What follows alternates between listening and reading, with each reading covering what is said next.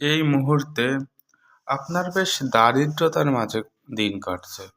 আপনি আর্থিকভাবে খুব কষ্টে আছেন। কোনো মতেই দিন পার করছেন, খেয়ে না খেয়ে।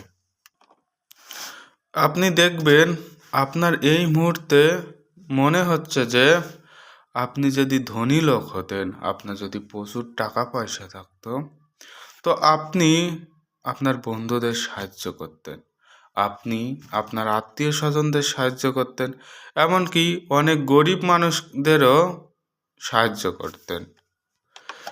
মনে হবে যে আপনি আপনার এই যে আত্মীয় স্বজন, বন্ধু বান্ধব বা গরিব মানুষ, এদের দুঃখ দূর করে দিতে পারতেন যদি আপনার কাছে এই মুহূর্তে টাকা পয়সা থাকতো।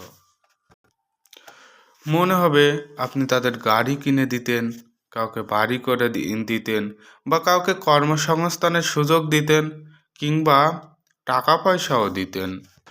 দেখবেন এই সময় আপনার তাদের প্রতি খুব একটা সহানুভূতি আছে।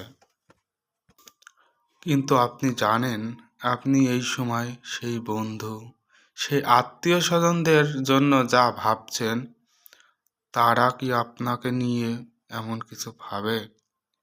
আপনি যতটা তাদের জন্য উপকার করতে চাচ্ছেন বা ভাবছেন, ঠিক তারাও ততটাই বিপরীত ভাবে, ততটাই উল্টো ভাবে।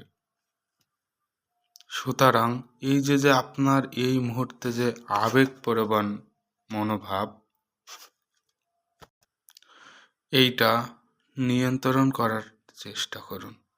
আপনি এই মুহূর্তে শুধু ভাবছেন না, হয়তো অনেককে অনেক সাহায্য করেছেন, তার পরিবর্তে আপনি লাঞ্ছনা আর শুধু দুঃখ পেয়েছেন।